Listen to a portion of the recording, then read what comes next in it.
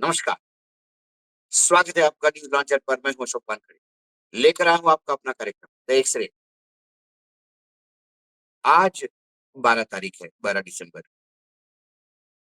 12 दिसंबर का इंतज़ार काफ़ी दिनों से हम कर रहे हैं, क्योंकि आज के दिन साढ़े 3 बजे सर्वोच्च न्यायालय के मुख्य न्यायाधीश का बेंच एक अहम केस सुनने जा रहा है। 1991 के प्लेसेस ऑफ वर्शिप एक्ट को लेके सुप्रीम कोर्ट ने आज के दिन सुनवाई का तय किया है। इसके पहले आरजेडी के सांसद राज्यसभा के मनोज झा भी सुप्रीम कोर्ट पहुंच गए हैं। उन्होंने यहाँ एक हस्तक्षेप अर्जी दाखिल की। अपनी अर्जी में मनोज झा ने प्लेसेस ऑफ वर्शिप एक्ट 1991 का बचाव किया। उनसे पहले सीपीआईएम और मुस्लिम पक्ष भी हस्तक्षेप अर्जी दाखिल कर चुके हैं। इन दोनों ने भी प्लेसेस ऑफ वर्शिप एक्ट का बचाव ही किया है। इस तरह से कुल 6 याचिकाएं और 5 हस्तक्षेप आवेदन प्लेसेस ऑफ वर्शिप एक्ट को लेकर सुप्रीम कोर्ट में दाखिल हो चुके हैं।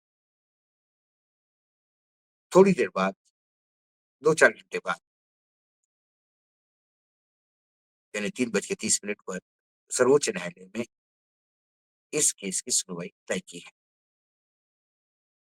प्लेसेस ऑफ वर्शिप एक्ट 1991 क्या कहता है? इस कानून पर सुनवाई के लिए सुप्रीम कोर्ट ने एक विशेष पीठ का गठन किया है। इस पीठ की अगुवाई में भारत के यानी पीठ की अगुवाई जो है भारत के मुख्य न्यायाधीश संजीव खन्ना खुद कर रहे हैं। अदालत प्लेसेस ऑफ वर्शिप एक्ट की संवैधानिकता को परखेगी। एक कानून 15 अगस्त 1947 कट ऑफ डेट मानते हुए किसी भी पूजा स्थल के स्वरूप के साथ छेड़छाड़ पर रोक लगाती है। जस्टिस खन्ना के अलावा अ, जस्टिस संजय कुमार और जस्टिस के वी विश्वनाथन भी बेंच में शामिल है। 1991 का यह कानून राम मंदिर बाबरी मस्जिद विवाद पर लागू नहीं होता था, क्योंकि जब ये कानून अमल में आया तब ये विवाद पहले से ही अदालतों में था। इसी साल राम मंदिर का उद्घाटन के बाद ये विवाद समाप्त हुआ। इस कानून की प्रासंगिकता का इतना महत्व क्यों हो गया? वाराणसी के ज्ञानवापी मस्जिद, मथुरा के शाही ईदगाह मस्जिद के बाद उत्तर प्रदेश के संबल की मस्जिद, राजस्थान के अजमेर के दरगाह भी सर्वे और वहां के मंदिर होने की बात कही जाने लगी है। ऐसे में प्लेसेस ऑफ वर्शिप एक्ट की प्रासंगिकता पर नए सिरे से बहस तेज हो गई है। सुप्रीम कोर्ट इसे किस तरह से देखती है, ये देखने वाला होगा। कुल मिलाकर डीवाई चंद्रचूड़ जी ने जब प्लेसेस ऑफ वर्शिप एक्ट का हवाला को नजरअंदाज करते हुए ज्ञान व्यापी पे अपना वक्त निर्णय दिया था, उसके बाद एक अराजकता की स्थिति देश में शुरू हुई है। हर मस्जिद में लोग शिवलिंग ढूंढ रहे हैं। इसका कॉग्निजेंस लेते हुए सर राष्ट्रीय स्वयंसेवक संघ के सुप्रीमो मोहन भागवत जी ने भी अपने वक्तव्य में कहा कि राम मंदिर अब बन गया है, अब हर मस्जिद में शिवलिंग ढूंढने की जरूरत नहीं। लेकिन इससे दो चीजें हो सकती है। सारा देश इस बेंच की तरफ आंखें लगाए बैठा हुआ है। यदि संजीव खन्ना वाली इस बेंच ने प्लेसेस ऑफ वर्शिप एक्ट 1991 को यथावत रखते हुए और उसको संवैधानिक करार देते हुए अपना निर्णय दिया, तो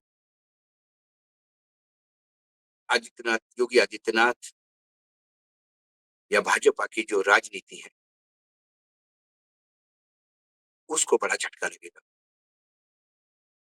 क्योंकि मंदिर और मस्जिद के झगड़े में ही हिंदू मुसलमान को पोलराइज कर बहुसंख्यकों को साथ मिलेकर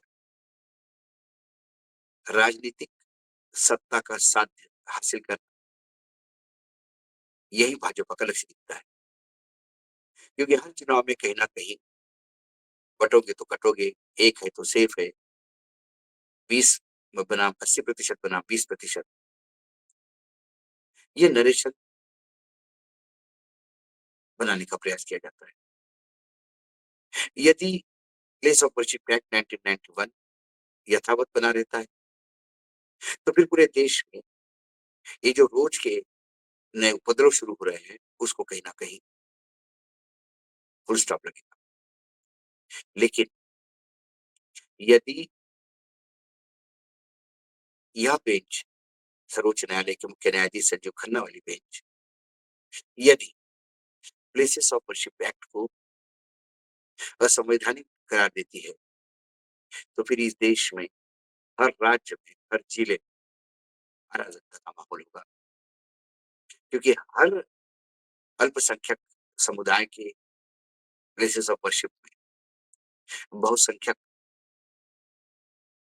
अपने भगवान ढूंढते नजर आए। हर जगह तनाव बढ़ेगा और गांव-गांव में आपको अल्पसंख्यक वर्सेस बहुसंख्यक यह वाद देखने को मिलेगा। क्या देश गृह युद्ध के साइड पे भी जा सकता है? अंतर्राष्ट्रीय स्तर पर भी कई जगह पे फिर भारत के जो सनातनी हिंदू पूरे विश्व में रह रहे हैं, उन्हें भी, वो भी वहां अल्पसंख्यक है, उन्हें भी तकलीफ होना शुरू हो जाएगी। अक्सर से मैं जब देखता हूँ इसको, तो मुझे बहुत विस्तृत कई जगह पे सामाजिक ताना-बाना जो है वो तार-तार होता हुआ दिखाई देता है। सर्वोच्च न्यायालय के इतने बड़े पीठ ने जब बाबरी मस्जिद राम मंदिर विवाद पर अपना निर्णय दिया, उस निर्णय में भी उन्होंने प्लेसेस ऑफ वर्शिप एक्ट 1991 को संवैधानिक और जरूरी करार देते हुए राम मंदिर बाबरी मस्जिद पर निर्णय दिया। कई केसेस में उन्हें ही जो लगातार जो इस बात के लिए प्लेसेस ऑफ वर्शिप एक्ट का साथ में जो लोग खड़े हैं, वो कई बार सर्वोच्च न्यायालय के उस निर्णय का भी दाखिला देते हैं। लेकिन हास्यास्पद ये है कि उस बेंच में निर्णय देते समय जो जज साहिबान न्यायाधीश इस जजमेंट के साथ था, उन्हीं में डीवाई चंद्रचूड़ भी थे, जो बाद में मुख्य न्यायाधीश बने और फिर मुख्य न्यायाधीश बनने के बाद उन्होंने प्लेसेस ऑफ वर्शिप एक्ट 1991 के बारे में अलग स्टैंड लिया। ऐसा यू टर्न कैसा हो सकता है, ये समझ के परे। कानून हो, न्यायाधीश हो, सोच कैसे बदल जाती है समय के चलते। कुल मिलाकर आज जो केस की सुनवाई शुरू होगी, हो सकता है कि ये सुनवाई लगातार हो या अगली डेट मिले, लेकिन इस सुनवाई पे पूरे देश का भविष्य टिका हुआ है। हमारा देश तभी विकसित हो सकता है या विकास लगातार विकास कर सकता है, देश में व्यापार फल फूलता है, देश में सभी तबके के लोग खुश रह सकते हैं, यदि देश में अराजकता ना हो। लेकिन ऐसी कोई चीजें यदि अराजकता फैलती है, तो फिर जो देश के सामने मुख्य एजेंडा, मैं राजनीतिक दलों के सामने नहीं कह रहा हूँ, देश के सामने जो सामान्य इंसान के सामने जो एजेंडा, कि जो अपने जीवन स्तर को ऊंचा उठाना चाहता है, उस पर प्रश्न चिन्ह लग जाए। आज का दिन बड़ा है। संजीव खन्ना के हाथ में तराजू में दो तरफ, एक तरफ सत्ता पक्ष है, जिनकी राजनीति ही इसमें चल रही है, और दूसरी तरफ भारतवर्ष है, पूरा भारत देश, जिसकी शांति, जिसमें सामाजिक जो समन्वय वो टिका हुआ है। ये तराजू किधर झुकता है, इसका इंतजार रहेगा। क्योंकि अब न्यायपालिका की जो न्याय देवी है, ताकि न्याय न्याय की जो देवी है, देवता है, उनकी आंखों से तो पट्टी भी हट गई। कम से कम बड़ा क्लियर कट उनको दिखना चाहिए कि समाज में क्या हो रहा है, क्या हो सकता है, क्या होने जा रहा है। जैसे ही 3:30 बजे सुनवाई शुरू होती है, उसके बारे में क्या-क्या रिपोर्ट्स आती है, न्यूज़ लॉन्चर लगातार आपके पास लाता रहेगा। लेकिन एक्स-रे से मैं आज इसको जब देखता हूँ तो मुझे 2 पिक्चर दिखते हैं, 2 चित्र दिखते हैं और दोनों चित्र लोकतंत्र के लिए खतरनाक साबित दिखाई देते हैं। आज एक्स-रे में इतना ही, कल फिर आता हूँ किसी विषय के साथ, तब तक के लिए नमस्कार, देखते रहिएगा न्यूज़ लॉन्चर।